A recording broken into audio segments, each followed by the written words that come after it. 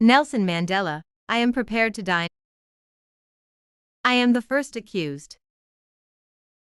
I hold a bachelor's degree in arts and practiced as an attorney in Johannesburg for a number of years in partnership with Oliver Tambo. I am a convicted prisoner serving 5 years for leaving the country without a permit and for inciting people to go on strike at the end of May 1961. At the outset, I want to say that the suggestion made by the state in its opening that the struggle in South Africa is under the influence of foreigners or communists is wholly incorrect. I have done whatever I did, both as an individual and as a leader of my people, because of my experience in South Africa and my own proudly felt African background, and not because of what any outsider might have said. In my youth in the Transkei, I listened to the elders of my tribe telling stories of the old days. Amongst the tales they related to me were those of wars fought by our ancestors in defense of the fatherland. The names of Dingaan and Bambata, Hintsa and Makanab, Skumthi and Dalisil, Mishoshu and Sekakuni were praised as the glory of the entire African nation. I hoped then that life might offer me the opportunity to serve my people and make my own humble contribution to their freedom struggle. This is what has motivated me in all that I have done in relation to the charges made against me in this case. Having said this, I must deal immediately and at some length with the question of violence. Some of the things so far told to the court are true and some are untrue. I do not, however, deny that I planned sabotage. I did not plan it in a spirit of recklessness, nor because I have any love of violence. I planned it as a result of a calm and sober assessment of the political situation that had arisen after many years of tyranny, exploitation, and oppression of my people by the whites. I admit immediately that I was one of the persons who helped to form Umkhonto we Sizwe, and that I played a prominent role in its affairs until I was arrested in August 1962. In the statement which I am about to make, I shall correct certain false impressions which have been created by state witnesses. Amongst other things, I will demonstrate that certain of the acts referred to in the evidence were not and could not have been committed by Umkhonto. I will also deal with the relationship between the African National Congress and Umkhonto, and with the part which I personally have played in the affairs of both organizations. I shall deal also with the part played by the Communist Party. In order to explain these matters properly, I will have to explain what Umkhonto set out to achieve, what methods it prescribed for the achievement of these objects, and why these methods were chosen. I will also have to explain how I became involved in the activities of these organizations. I deny that Umkhonto was responsible for a number of acts which clearly fell outside the policy of the organization, and which have been charged in the indictment against us. I do not know what justification there was for these acts, but to demonstrate that they could not have been authorized by Umkhonto, I want to refer briefly to the roots and policy of the organization. I have already mentioned that I was one of the persons who helped to form Umkhonto, and the others who started the organization did so for two reasons. Firstly, we believed that as a result of government policy, violence by the African people had become inevitable, and that unless responsible leadership was given to canalize and control the feelings of our people, there would be outbreaks of terrorism which would produce an intensity of bitterness and hostility between the various races of this country which is not produced even by war. Secondly, we felt that without violence there would be no way open to the African people to succeed in their struggle against the principle of white supremacy. All lawful modes of expressing opposition to this principle had been closed by legislation, and we were placed in a position in which we had either to accept a permanent state of inferiority or to defy the government. We chose to defy the law. We first broke the law in a way which avoided any recourse to violence when this form was legislated against. And then the government resorted to a show of force to crush opposition to its policies. Only then did we decide to answer violence with violence. But the violence which we chose to adopt was not terrorism. We who formed Encanto were all members of the African National Congress, and had behind us the ANC tradition of nonviolence and negotiation as a means of solving political disputes. We believe that South Africa belongs to all the people who live in it, and not to one group, be it black or white. We did not want an interracial war, and tried to avoid it to the last minute. If the court is in doubt about this, it will be seen that the whole history of our organization bears out what I have said, and what I will subsequently say. When I describe the tactics which Encanto decided to adopt, I want, therefore, to say something about the African National Congress. The African National Congress was formed in 1912 to defend the rights of the African people which had been seriously curtailed by the South Africa Act, and which were then being threatened by the Native Land Act. For 37 years, that is until 1949, it adhered strictly to a constitutional struggle. It put forward demands and resolutions, it sent delegations to the government in the belief that African grievances could be settled through peaceful discussion and that Africans could advance gradually to full political rights. But white governments remained unmoved, and the rights of Africans became less instead of becoming greater. In the words of my leader, Chief Luchulai, who became president of the ANC in 1952 and who was later awarded the Nobel Peace Prize, who will deny that 30 years of my life have been spent knocking in vain? Patiently, moderately, and modestly at a closed and barred door. What have been the fruits of moderation? The past 30 years have seen the greatest number of laws restricting our rights and progress. Until today, we have reached a stage where we have almost no rights at all. Even after 1949, the ANC remained determined to avoid violence. At this time, however, there was a change from the strictly constitutional means of protest which had been employed in the past. The change was embodied in a decision which was taken to protest against apartheid legislation by peaceful but unlawful demonstrations against certain laws. Pursuant to this policy, the ANC launched the Defiance Campaign, in which I was placed in charge of volunteers. This campaign was based on the principles of passive resistance. More than 8,500 people defied apartheid laws and went to jail. Yet there was not a single instance of violence in the course of this campaign on the part of any defier. I and 19 colleagues were convicted for the role which we played in organizing the campaign. But our sentences were suspended mainly because the judge found that discipline and nonviolence had been stressed throughout. This was the time when the volunteer section of the ANC was established. And when the word Amadalakifa was first used, this was the time when the volunteers were asked to take a pledged to uphold certain principles.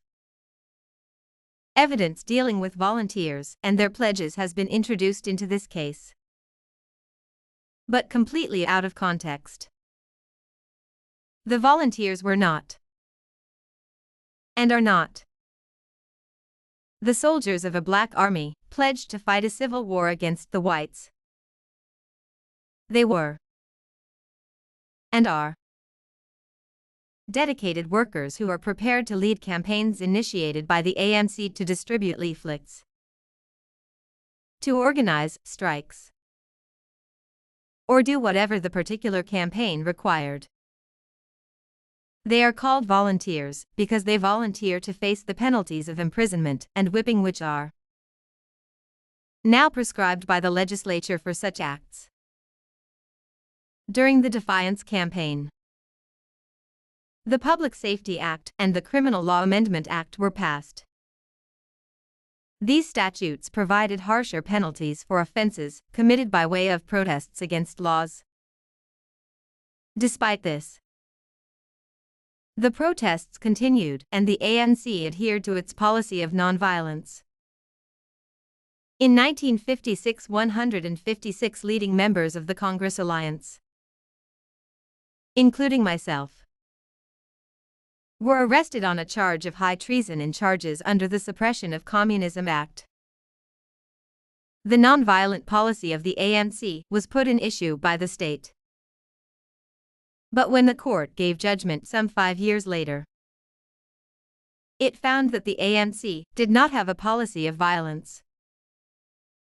We were acquitted on all counts, which included a count that the ANC sought to set up a communist state in place of the existing regime.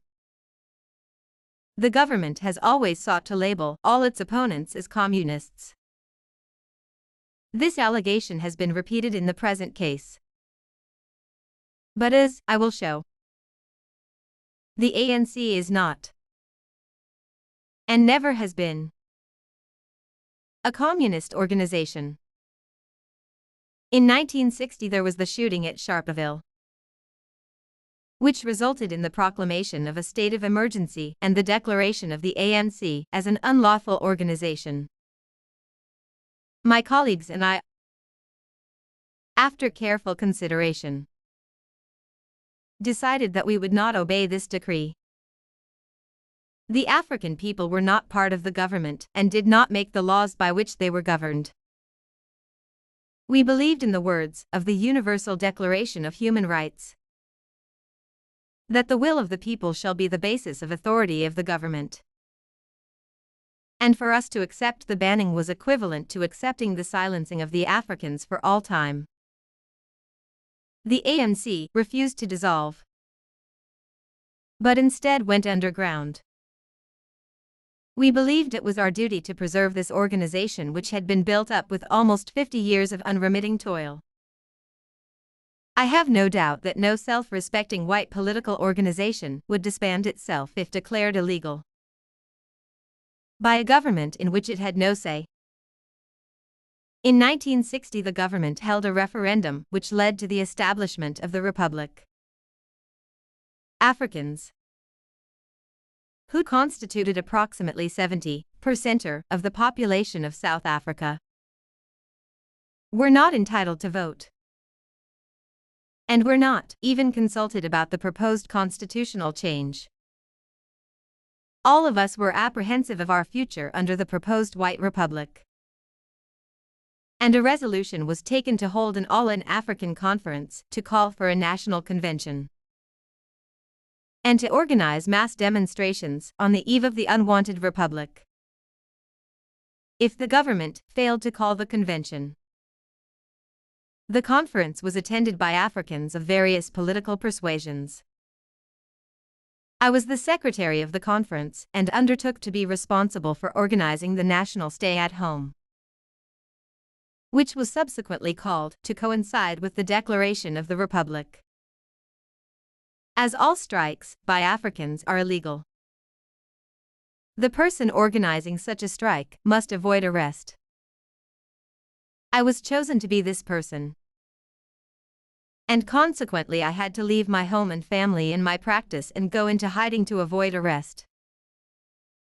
The stay at home, in accordance with ANC policy, was to be a peaceful demonstration. Careful instructions were given to organizers and members to avoid any recourse to violence. The government's answer was to introduce new and harsher laws, to mobilize its armed forces, and to send Saracens, armed vehicles, and soldiers into the townships in a massive show of force designed to intimidate the people. This was an indication that the government had decided to rule by force alone. And this decision was a milestone on the road to Umkhonto. Some of this may appear irrelevant to this trial. In fact, I believe none of it is irrelevant because it will, I hope, enable the court to appreciate the attitude eventually adopted by the various persons and bodies concerned in the National Liberation Movement. When I went to jail in 1962, the dominant idea was that loss of life should be avoided. I now know that this was still so in 1963. I must return to June 1961. What were we, the leaders of our people, to do? Were we to give in to the show of force and the implied threat against future action? Or were we to fight it and, if so, how? We had no doubt that we had to continue the fight. Anything else would have been abject surrender.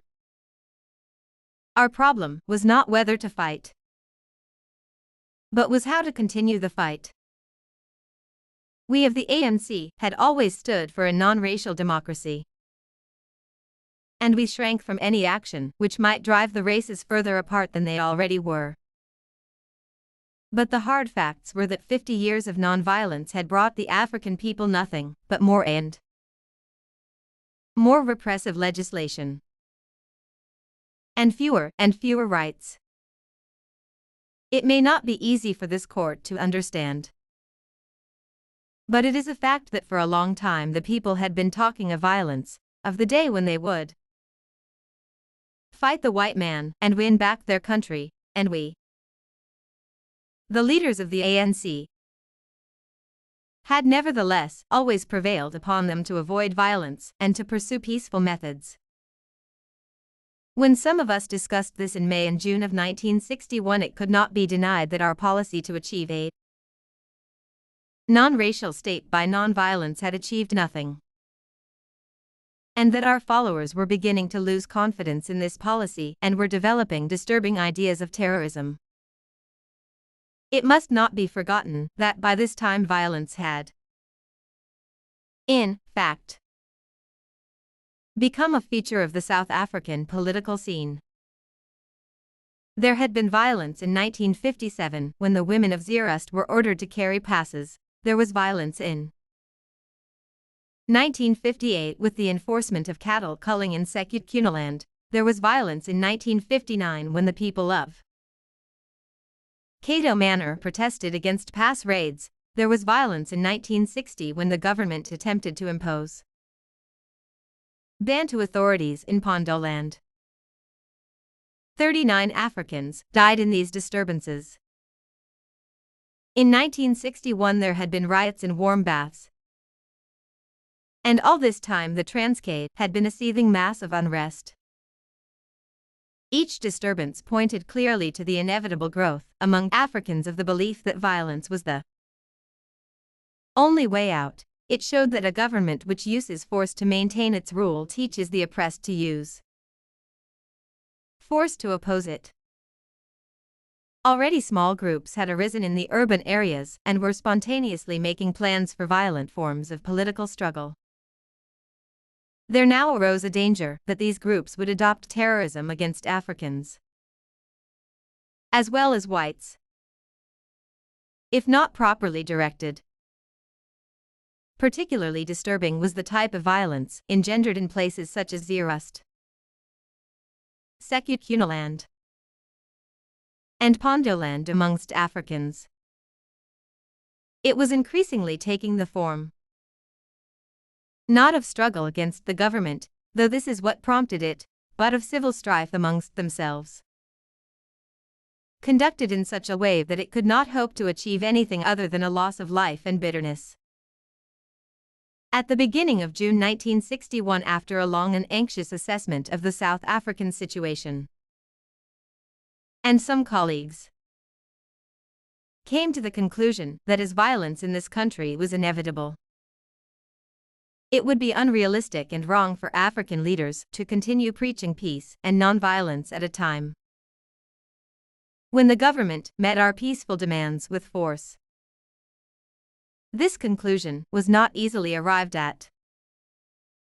It was only when all else had failed, when all channels of peaceful protest had been barred to us, that the decision was made to embark on violent forms of political struggle and to form Umkhonto we Sizwe. We did so not because we desired such a course, but solely because the government had left us with no other choice. In the Manifesto of Umkhonto, published on December 16, 1961, which is Exhibit AD, we said, "The time comes in the life of any nation when there remain only two choices, submit or fight. That time has now come to South Africa. We shall not submit, and we have no choice but to hit back by all means in our power in defense of our people, our future, and our freedom." This was our feeling in June of 1961 when we decided to press for a change in the policy of the National Liberation Movement. I can only say that I felt morally obliged to do what I did. We who had taken this decision started to consult leaders of various organizations, including the ANC. I will not say whom we spoke to or what they said, but I wish to deal with the role of the African National Congress in this phase of the struggle, and with the policy and objectives of Umkhonto we Sizwe. As far as the ANC was concerned, it formed a clear view, which can be summarized as follows. It was a mass political organization with a political function to fulfill. Its members had joined on the express policy of nonviolence. Because of all this, it could not and would not undertake violence. This must be stressed. One cannot turn such a body into the small, closely knit organization required for sabotage. Nor would this be politically correct, because it would result in members ceasing to carry out this essential activity, political propaganda and organization. Nor was it permissible to change the whole nature of the organization. On the other hand, in view of this situation I have described, the ANC was prepared to depart from its 50-year-old policy of nonviolence to this extent that it would no longer disapprove of properly controlled violence. Hence, members who undertook such activity would not be subject to disciplinary action by the ANC. I say properly controlled violence because I made it clear that if I formed the organization I would at all times subject it to the political guidance of the ANC and would not undertake any different form of activity from that contemplated without the consent of the ANC. And I shall now tell the court how that form of violence came to be determined. As a result of this decision, Umkhonto was formed in November 1961. When we took this decision and subsequently formulated our plans, the ANC heritage of nonviolence and racial harmony was very much with us. We felt that the country was drifting towards a civil war in which blacks and whites would fight each other. We viewed the situation with alarm.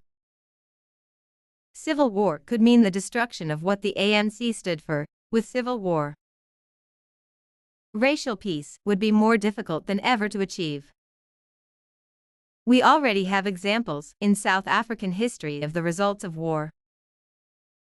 It has taken more than 50 years for the scars of the South African War to disappear.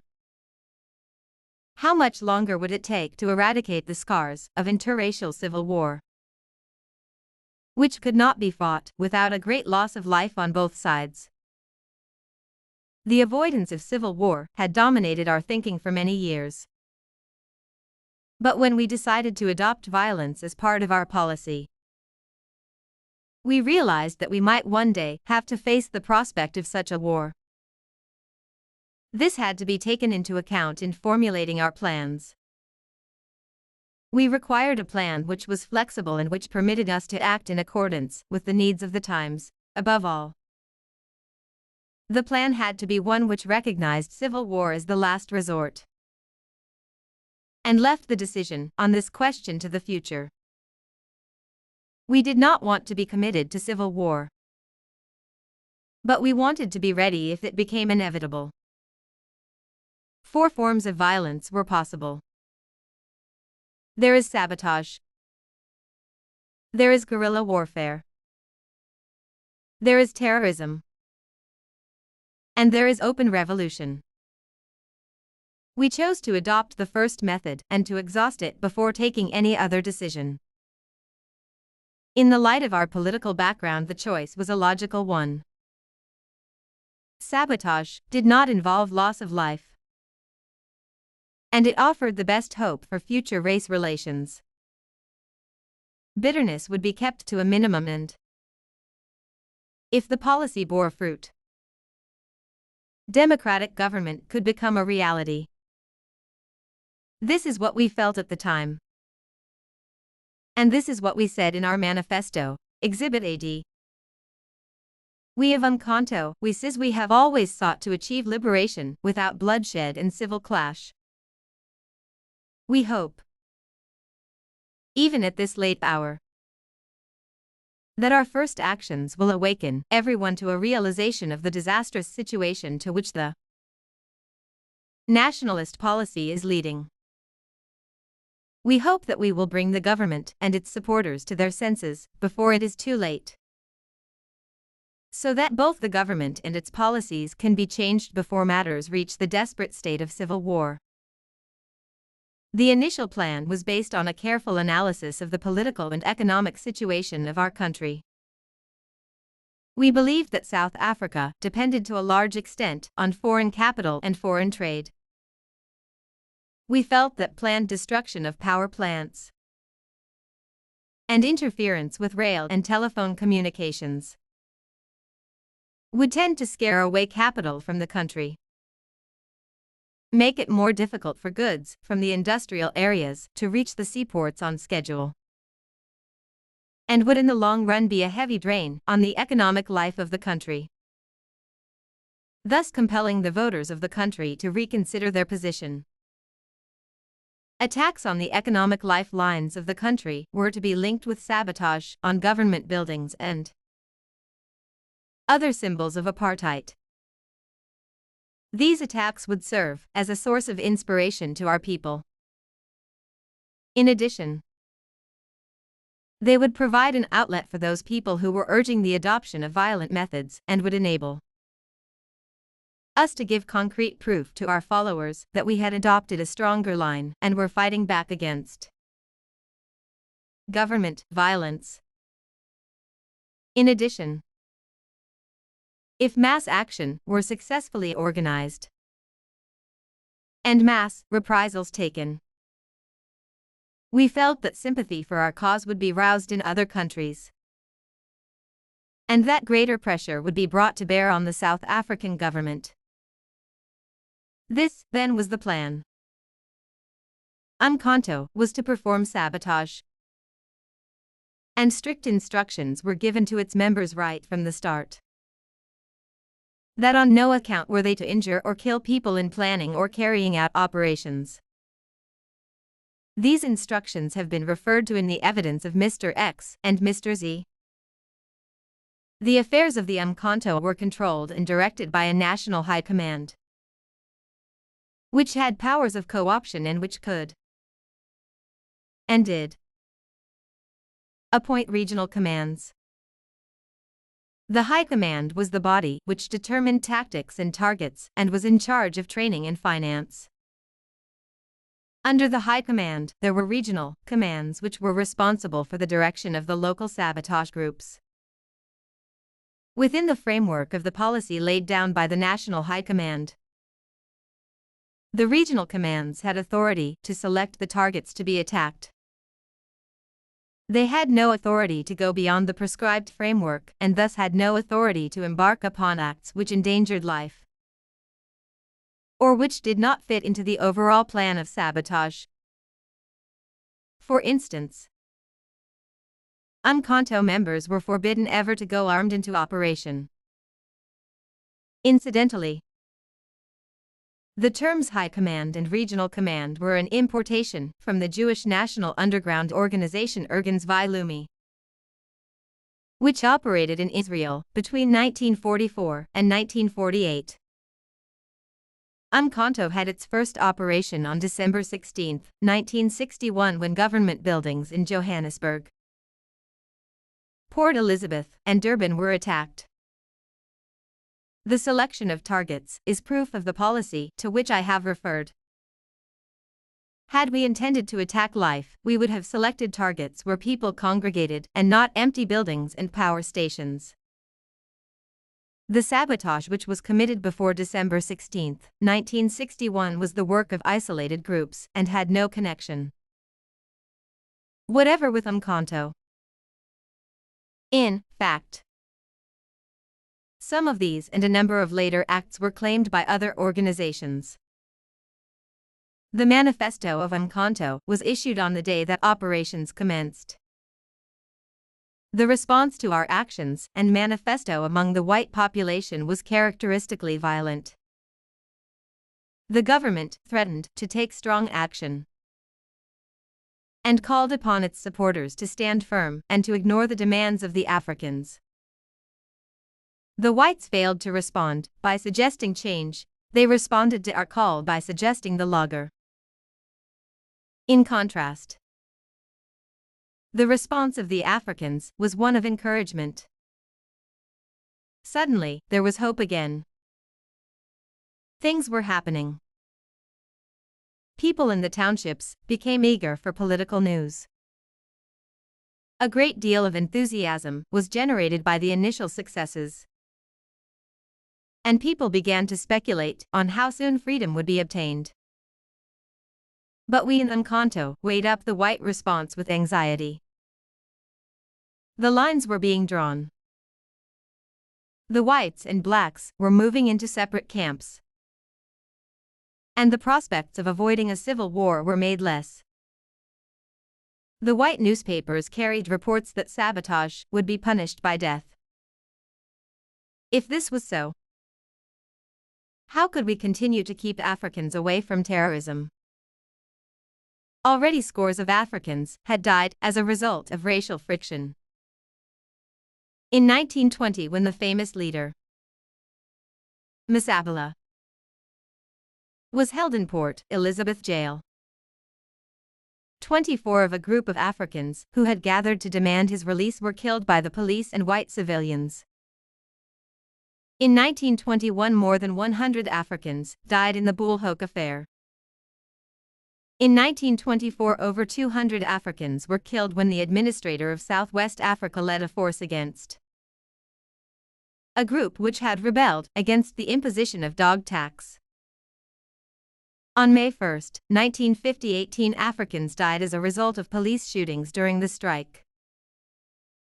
On March 21, 1960-69, unarmed Africans died at Sharpeville. How many more Sharpevilles would there be in the history of our country?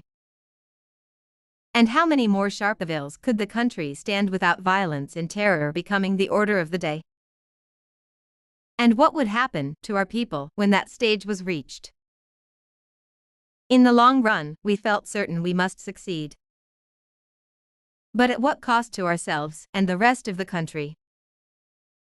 And if this happened, how could black and white ever live together again, in peace and harmony? These were the problems that faced us. And these were our decisions.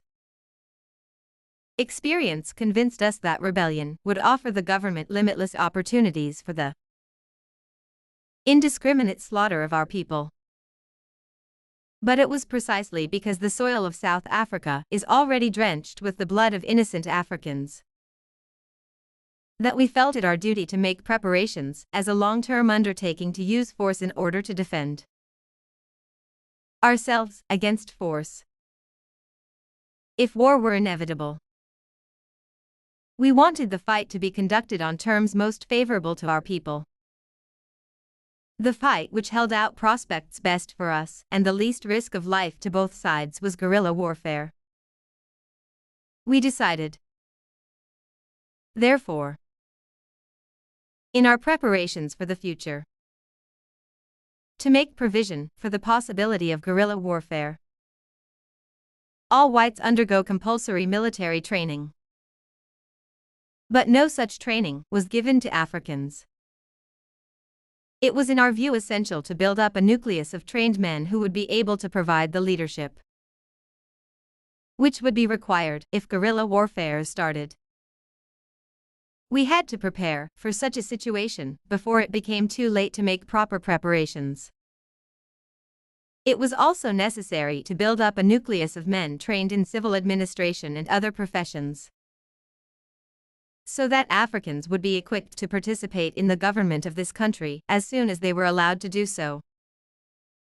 At this stage it was decided that I should attend the conference of the Pan-African Freedom Movement for Central, East, and Southern Africa, which was to be held early in 1962 in Addis Ababa. And because of our need for preparation, it was also decided that, after the conference, I would undertake a tour of the African states with a view to obtaining facilities for the training of soldiers, and that I would also solicit scholarships for the higher education of matriculated Africans. Training in both fields would be necessary, even if changes came about by peaceful means. Administrators would be necessary who would be willing and able to administer a non-racial state, and so would men be necessary to control the army and police force of such a state. It was on this note that I left South Africa to proceed to Addis Ababa as a delegate of the ANC. My tour was a success. Wherever I went I met sympathy for our cause and promises of help. All Africa was united against the stand of white South Africa. And even in London, I was received with great sympathy by political leaders, such as Mr. Gaitskell and Mr. Grimond. In Africa, I was promised support by such men as Julius Nyerere, now President of Tanganyika, Mr. Kawawa, then Prime Minister of Tanganyika, Emperor Haile Selassie of Ethiopia, General Aboud, President of the Sudan, Habib Bourguiba, President of Tunisia, Ben Bella, now President of Algeria, Modibo Keïta, President of Mali, Leopold Senghor, President of Senegal, Sékou Touré, President of Guinea, President Tubman of Liberia, and Milton Obote, Prime Minister of Uganda. It was Ben Bella who invited me to visit Ijdat, the headquarters of the Algerian Army of National Liberation. The visit, which is described in my diary, one of the exhibits, I started to make a study of the art of war and revolution, and, whilst abroad, underwent a course in military training. If there was to be guerrilla warfare, I wanted to be able to stand and fight with my people and to share the hazards of war with them. Notes of lectures, which I received in Algeria, are contained in Exhibit 16 produced in evidence. Summaries of books on guerrilla warfare and military strategy have also been produced. I have already admitted that these documents are in my writing. And I acknowledge that I made these studies to equip myself for the role which I might have to play if the struggle drifted into guerrilla warfare. I approached this question as every African nationalist should do. I was completely objective. The court will see that I attempted to examine all types of authority on the subject, from the East and from the West, going back to the classic work of Clausewitz, and covering such a variety as Mao Zedong and Che Guevara on the one hand, and the writings on the Anglo-Boer War on the other. Of course, these notes are merely summaries of the books I read and do not contain my personal views. I also made arrangements for our recruits to undergo military training. But here it was impossible to organize any scheme without the cooperation of the ANC offices in Africa. I consequently obtained the permission of the ANC in South Africa to do this. To this extent, then there was a departure from the original decision of the ANC. But it applied outside South Africa only. The first batch of recruits actually arrived in Tanganyika when I was passing through that country on my way back to South Africa. I returned to South Africa and reported to my colleagues on the results of my trip. On my return, I found that there had been little alteration in the political scene, save that the threat of a death penalty for sabotage had now become a fact. The attitude of my colleagues in Umkhonto was much the same as it had been before I left. They were feeling their way cautiously and felt that it would be a long time before the possibilities of sabotage were exhausted. In fact, the view was expressed by some that the training of recruits was premature. This is recorded by me in the document, which is Exhibit R.14. After a full discussion, however, it was decided to go ahead with the plans for military training because of the fact that it would take many years to build up a sufficient nucleus of trained soldiers to start a guerrilla campaign. And whatever happened, the training would be of value. I wish to turn now to certain general allegations made in this case by the state. But before doing so, I wish to revert to certain occurrences said by witnesses to have happened in Port Elizabeth and East London. I am referring to the bombing of private houses of pro-government persons during September, October and November 1962. I do not know what justification there was for these acts, nor what provocation had been given. But if what I have said already is accepted, then it is clear that these acts had nothing to do with the carrying out of the policy of Umkhonto. One of the chief allegations in the indictment is that the ANC was a party to a general conspiracy to commit sabotage. I have already explained why this is incorrect, but how? Externally, there was a departure from the original principle laid down by the ANC. There has, of course, been overlapping of functions internally as well. Because there is a difference between a resolution adopted in the atmosphere of a committee room and the concrete difficulties that arise in the field of practical activity. At a later stage, the position was further affected by bannings and house arrests, and by persons leaving the country to take up political work abroad. This led to individuals having to do work in different capacities. But though this may have blurred the distinction between Umkhonto and the ANC, it by no means abolished that distinction. Great care was taken to keep the activities of the two organizations in South Africa distinct.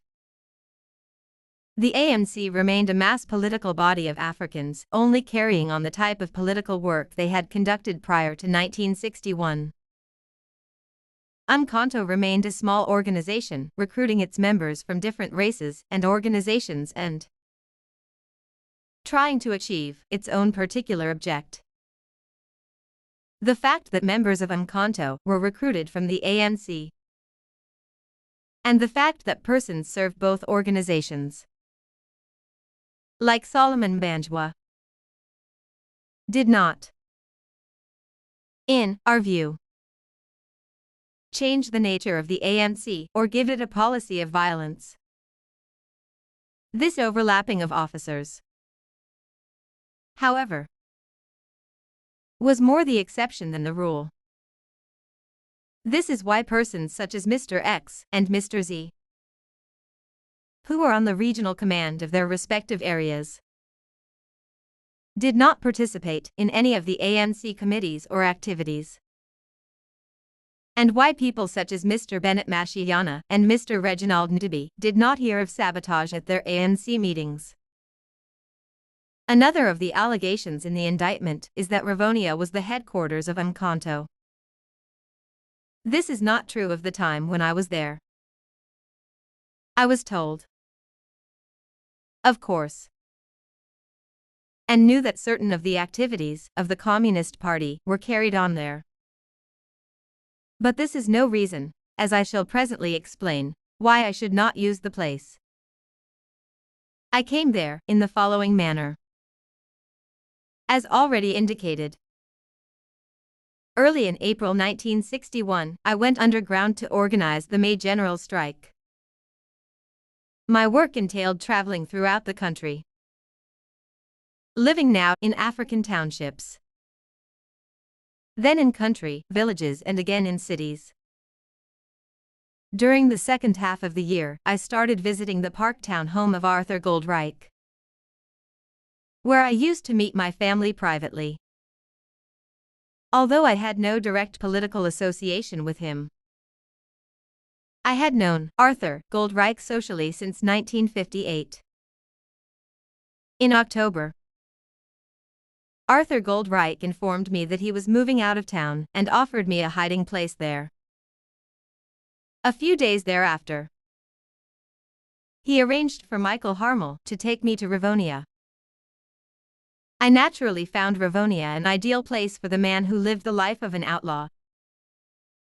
Up to that time, I had been compelled to live indoors during the daytime and could only venture out under cover of darkness. But at Lily's Leaf Farm, Rivonia, I could live differently and work far more efficiently. For obvious reasons, I had to disguise myself, and I assumed the fictitious name of David. In December, Arthur Goldreich and his family moved in. I stayed there until I went abroad on January 11, 1962.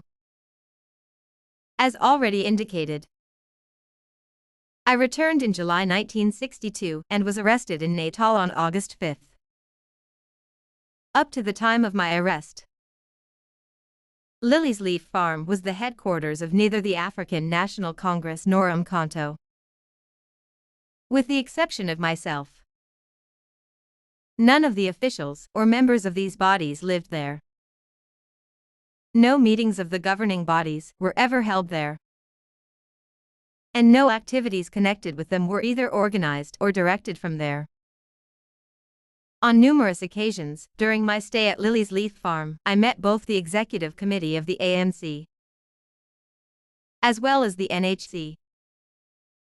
But such meetings were held elsewhere and not on the farm.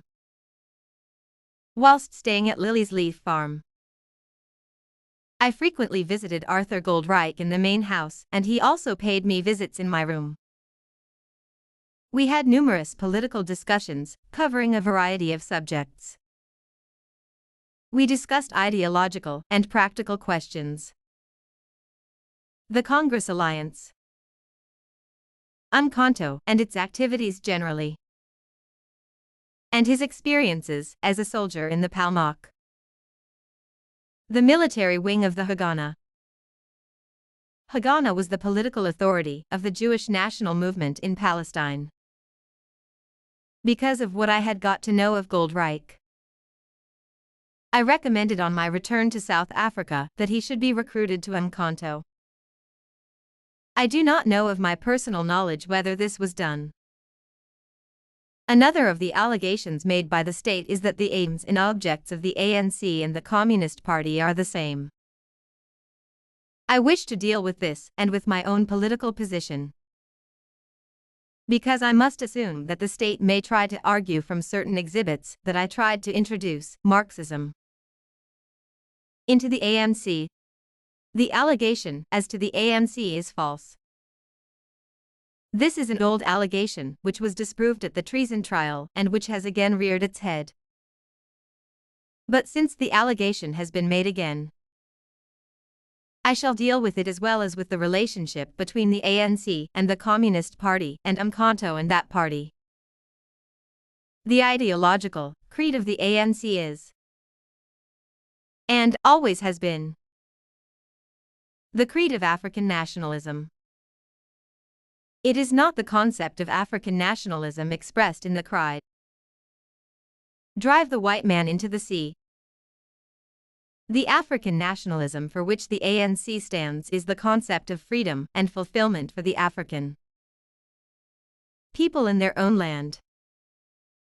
The most important political document ever adopted by the ANC is the Freedom Charter. It is by no means a blueprint for a socialist state. It calls for redistribution, but not nationalization of land. It provides for nationalization of mines, banks, and monopoly industry, because big monopolies are owned by one race only. And without such nationalization, racial domination would be perpetuated despite the spread of political power. It would be a hollow gesture to repeal the gold law prohibitions against Africans when all gold mines are owned by European companies. In this respect, the ANC's policy corresponds with the old policy of the present Nationalist Party, which, for many years, had as part of its program the nationalization of the gold mines which, at that time, were controlled by foreign capital.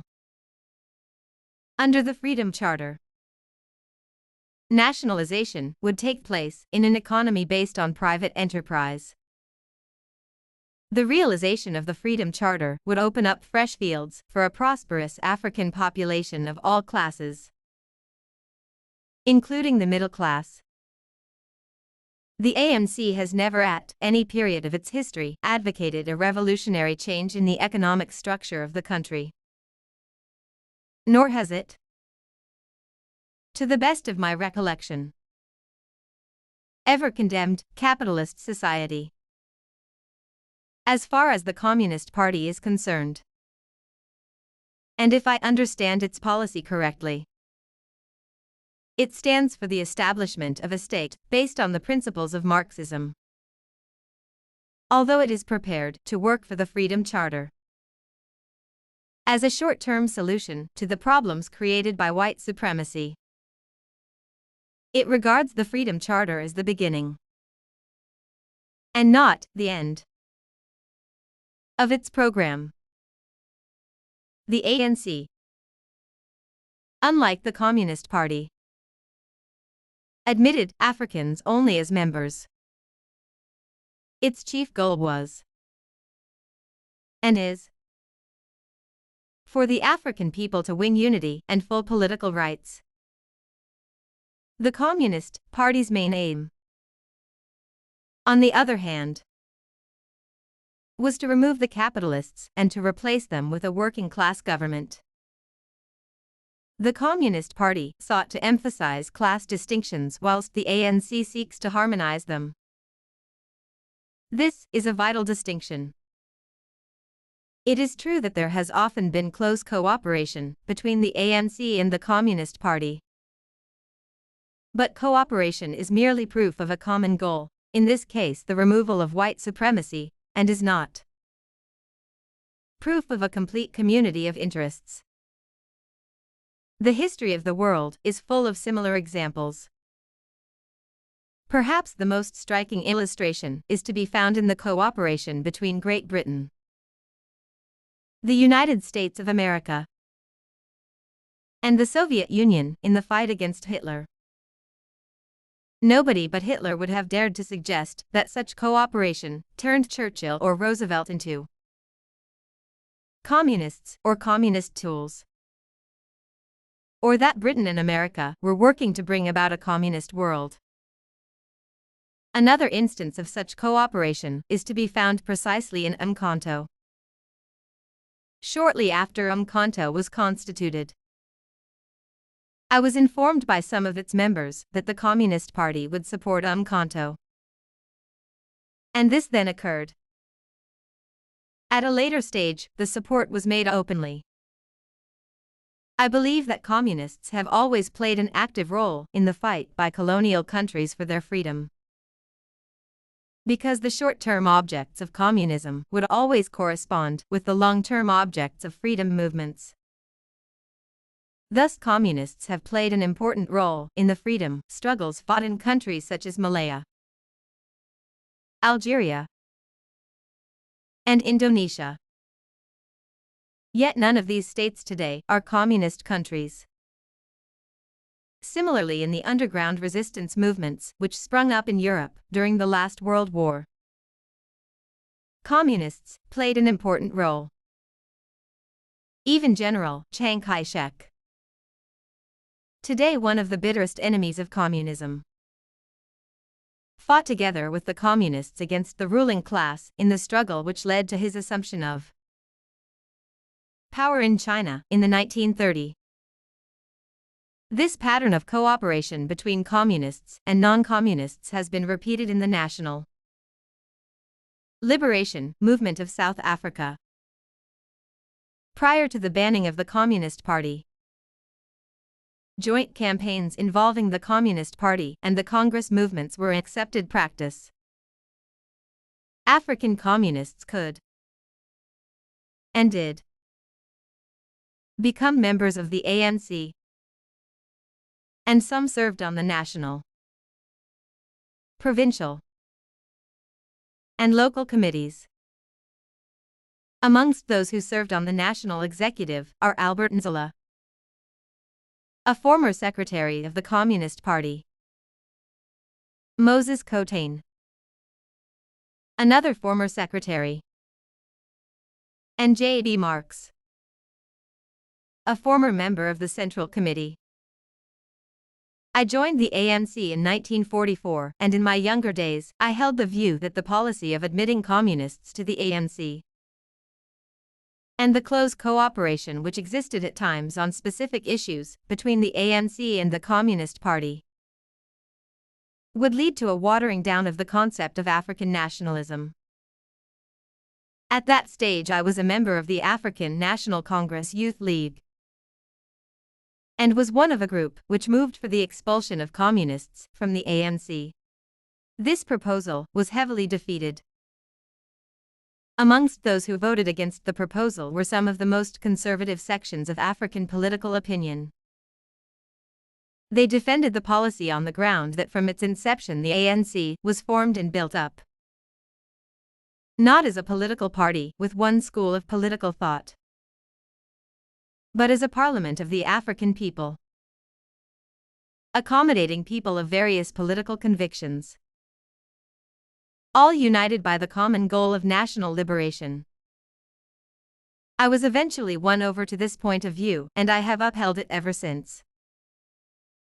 It is perhaps difficult for white South Africans with an ingrained prejudice against communism to understand why experienced African politicians so readily accept communists as their friends.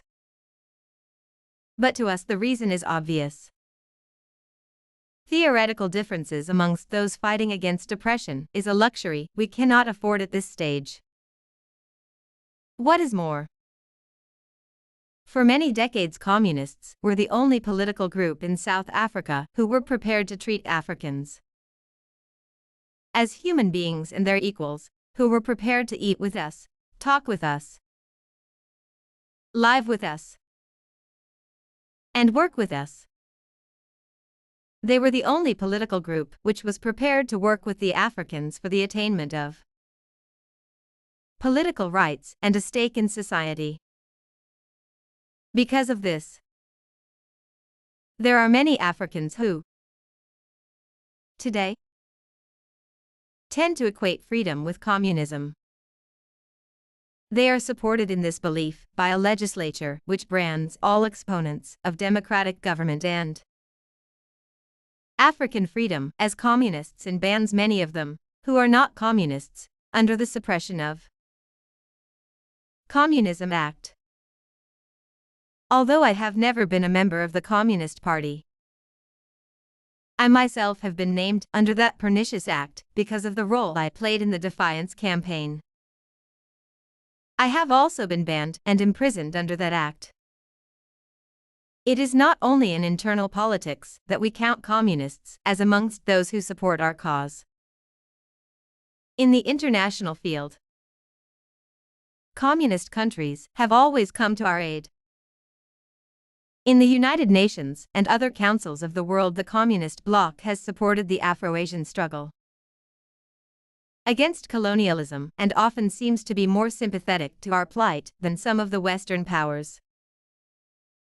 Although there is a universal condemnation of apartheid, the communist bloc speaks out against it with a louder voice than most of the white world. In these circumstances, it would take a brash young politician, such as I was in 1949, to proclaim that the communists are our enemies. I turn now to my own position. I have denied that I am a communist. And I think that in the circumstances, I am obliged to state exactly what my political beliefs are. I have always regarded myself, in the first place, as an African patriot. After all, I was born in Umtata 46 years ago. My guardian was my cousin, who was the acting paramount chief of Tembuland. And I am related both to the present paramount chief of Tembuland, Sabata Dalanjibo, and to Kaiser Matanzama, the chief minister of the Transkade.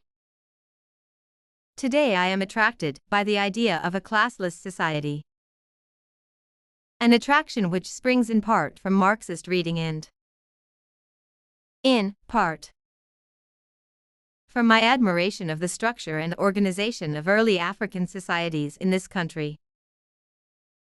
The land, then the main means of production, belonged to the tribe. There were no rich or poor, and there was no exploitation. It is true, as I have already stated, that I have been influenced by Marxist thought.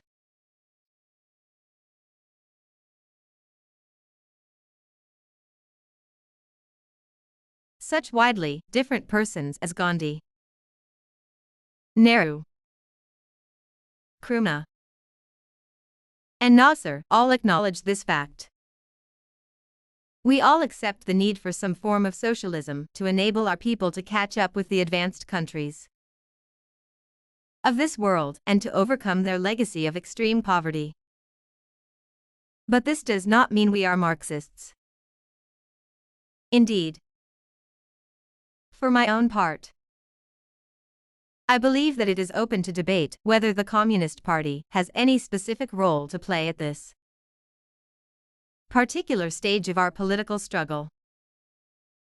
The basic task at the present moment is the removal of race discrimination and the attainment of democratic rights on the basis of the Freedom Charter.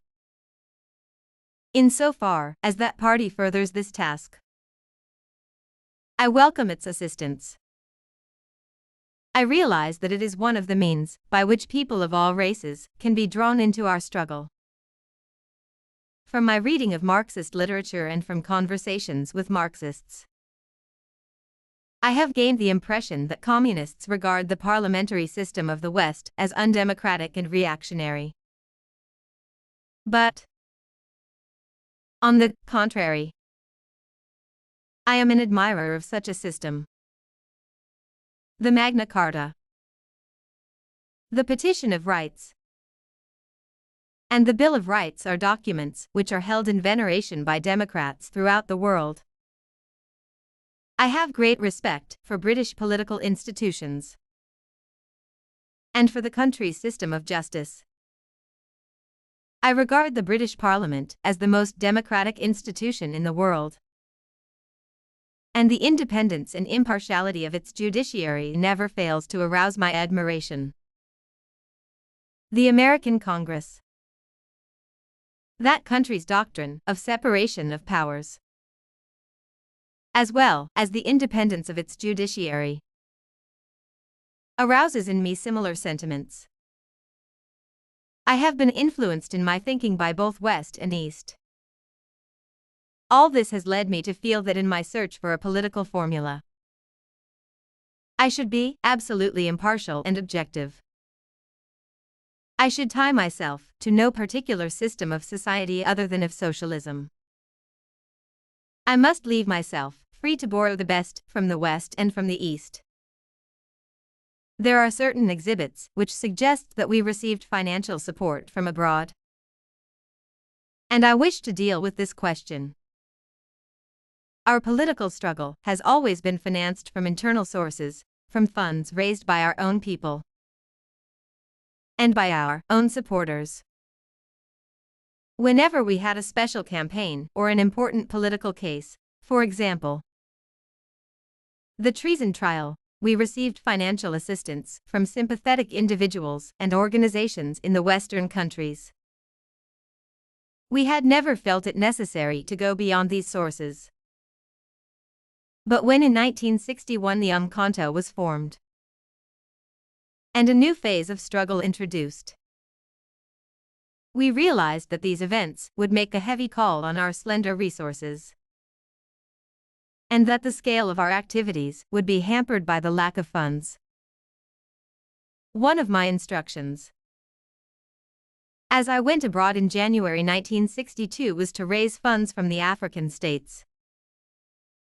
I must add that, whilst abroad, I had discussions with leaders of political movements in Africa and discovered that almost every single one of them, in areas which had still not attained independence, had received all forms of assistance from the socialist countries, as well as from the West, including that of financial support. I also discovered that some well-known African states, all of them non-communists and even anti-communists, had received similar assistance. On my return to the Republic, I made a strong recommendation to the ANC that we should not confine ourselves to Africa and the Western countries, but that we should also send a mission to the socialist countries to raise the funds which we so urgently needed. I have been told that after I was convicted such a mission was sent, but I am not prepared to name any countries to which it went, nor am I at liberty to disclose the names of the organizations and countries which gave us support or promised to do so. As I understand the state case, and in particular the evidence of Mr. X, the suggestion is that Umkhonto was the inspiration of the Communist Party, which sought by playing upon imaginary grievances to enroll the African people into an army which ostensibly was to fight for African freedom, but in reality was fighting for a communist state. Nothing could be further from the truth. In fact, the suggestion is preposterous. Umkhonto was formed by Africans to further their struggle for freedom in their own land.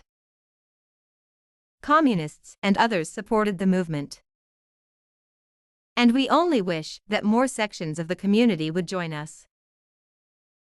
Our fight is against real and not imaginary hardships, or, to use the language of the state prosecutor, so-called hardships. Basically, we fight against two features which are the hallmarks of African life in South Africa and which are entrenched by legislation which we seek to have repealed. These features are poverty and lack of human dignity. And we do not need communists or so-called agitators to teach us about these things. South Africa is the richest country in Africa and could be one of the richest countries in the world. But it is a land of extremes and remarkable contrasts. The whites enjoy what may well be the highest standard of living in the world, whilst Africans live in poverty and misery. 40% of the Africans live in hopelessly overcrowded and, in some cases, drought-stricken reserves, where soil erosion and the overworking of the soil makes it impossible for them to live properly off the land.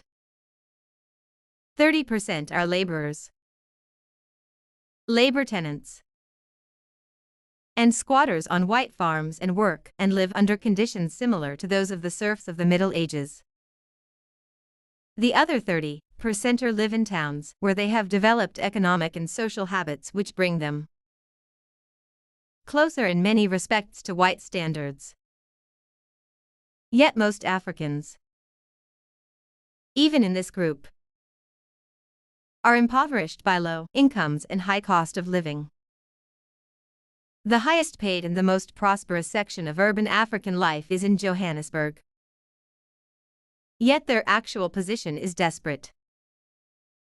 The latest figures were given on March 25, 1964 by Mr. Carr, manager of the Johannesburg Non-European Affairs Department. The poverty datum line for the average African family in Johannesburg, according to Mr. Carr's department, is our 42.84 per month. He showed that the average monthly wage is our 32.24 and that 46% of all African families in Johannesburg do not earn enough to keep them going. Poverty goes hand in hand with malnutrition and disease. The incidence of malnutrition and deficiency diseases is very high amongst Africans.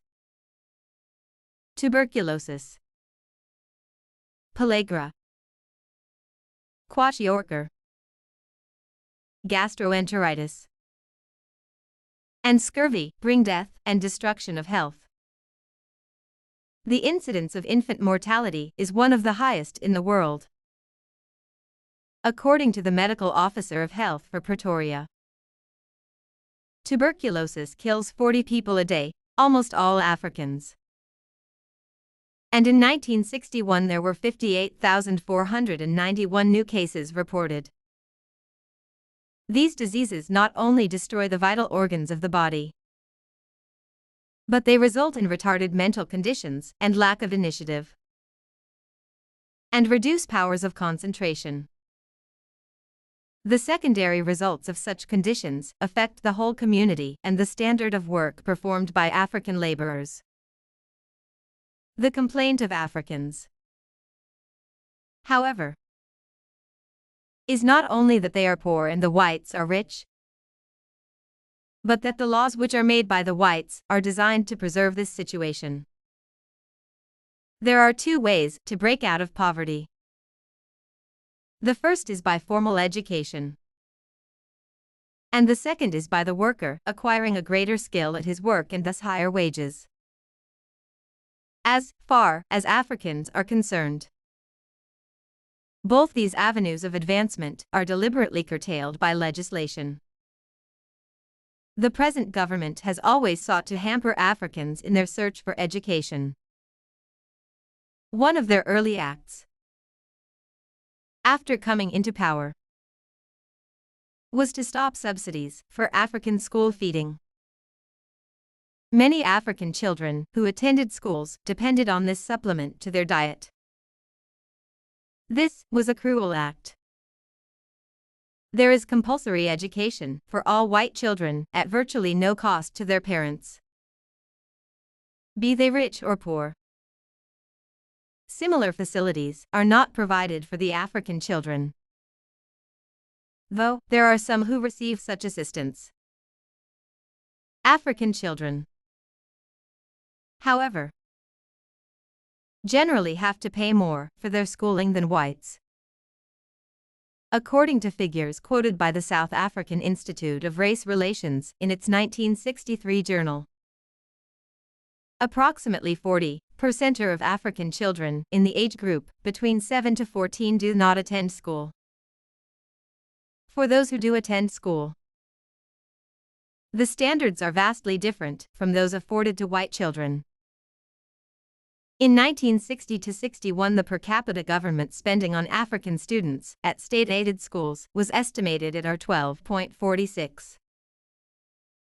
In the same years, the per capita spending on white children in the Cape Province, which are the only figures available to me, was $144.57. Although there are no figures available to me, it can be stated without doubt that the white children on whom our $144.57 per head was being spent all came from wealthier homes than African children on whom our $12.46 per head was being spent. The quality of education is also different. According to the Bantu Educational Journal, only 5,660 African children in the whole of South Africa passed their junior certificate in 1962, and in that year, only 362 passed matric. This is presumably consistent with the policy of Bantu education about which the present Prime Minister said during the debate on the Bantu Education Bill in 1953.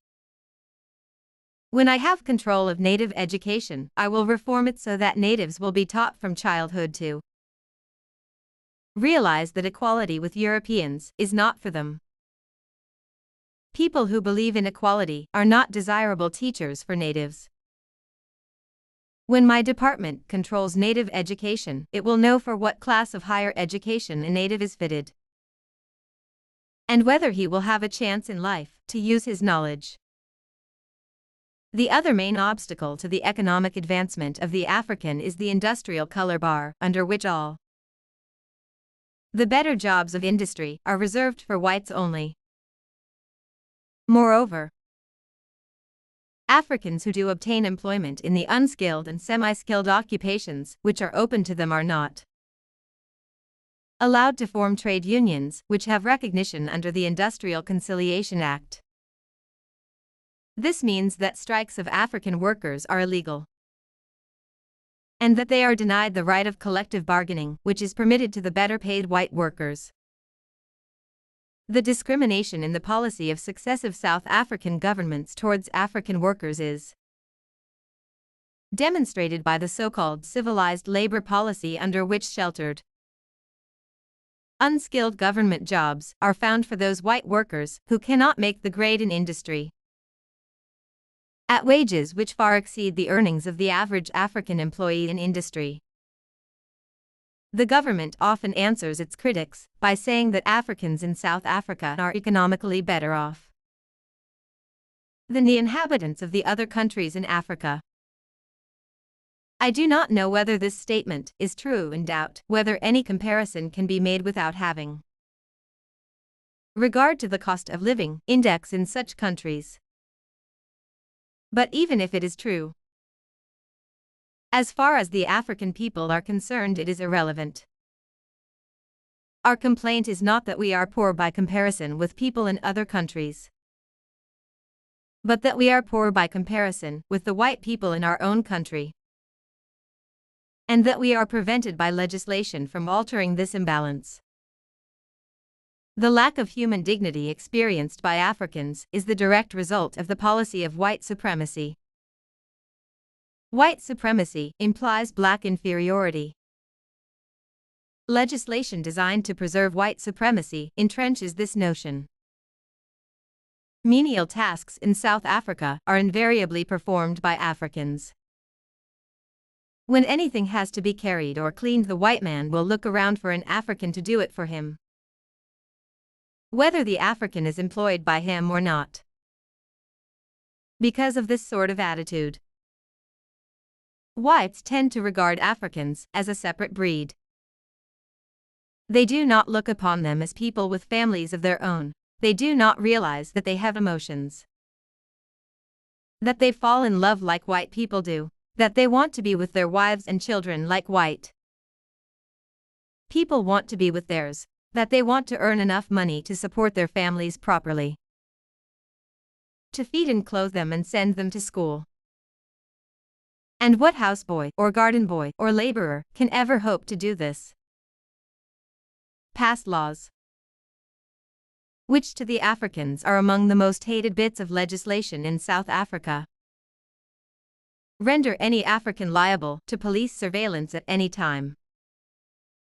I doubt whether there is a single African male in South Africa who has not at some stage had a brush with the police over his pass. Hundreds and thousands of Africans are thrown into jail each year under pass laws. Even worse than this is the fact that pass laws keep husband and wife apart and lead to the breakdown of family life. Poverty and the breakdown of family life have secondary effects. Children wander about the streets of the townships because they have no schools to go to, or no money to enable them to go to school, or no parents at home to see that they go to school, because both parents, if there be two, have to work to keep the family alive. This leads to a breakdown in moral standards, to an alarming rise in illegitimacy, and to growing violence, which erupts not only politically, but everywhere. Life in the townships is dangerous. There is not a day that goes by without somebody being stabbed or assaulted. And violence is carried out of the townships in the white living areas. People are afraid to walk alone in the streets after dark. Housebreakings and robberies are increasing, despite the fact that the death sentence can now be imposed for such offenses. Death sentences cannot cure the festering sore. Africans want to be paid a living wage. Africans want to perform work which they are capable of doing, and not work which the government declares them to be capable of. Africans want to be allowed to live where they obtain work, and not be endorsed out of an area because they were not born there. Africans want to be allowed to own land in places where they work, and not to be obliged to live in rented houses which they can never call their own. Africans want to be part of the general population, and not confined to living in their own ghettos. African men want to have their wives and children to live with them where they work, and not be forced into an unnatural existence in men's hostels. African women want to be with their menfolk and not be left permanently widowed in the reserves. Africans want to be allowed out after 11 o'clock at night and not to be confined to their rooms like little children. Africans want to be allowed to travel in their own country and to seek work where they want to and not where the Labor Bureau tells them to. Africans want a just share in the whole of South Africa. They want security and a stake in society. Above all, we want equal political rights, because without them our disabilities will be permanent. I know this sounds revolutionary to the whites in this country, because the majority of voters will be Africans. This makes the white man fear democracy. But this fear cannot be allowed to stand in the way of the only solution which will guarantee racial harmony and freedom for all. It is not true that the enfranchisement of all will result in racial domination. Political division based on color is entirely artificial, and when it disappears, so will the domination of one color group by another. The ANC has spent half a century fighting against racialism. When it triumphs, it will not change that policy. This, then, is what the ANC is fighting. Their struggle is a truly national one. It is a struggle of the African people, inspired by their own suffering and their own experience. It is a struggle for the right to live. During my lifetime, I have dedicated myself to this struggle of the African people. I have fought against white domination, and I have fought against black domination. I have cherished the ideal of a democratic and free society in which all persons live together in harmony and with equal opportunities. It is an ideal which I hope to live for and to achieve. But if needs be, it is an ideal for which I am prepared to die. Nelson Mandela, April 20, 1964. Nelson Mandela, I am prepared to die.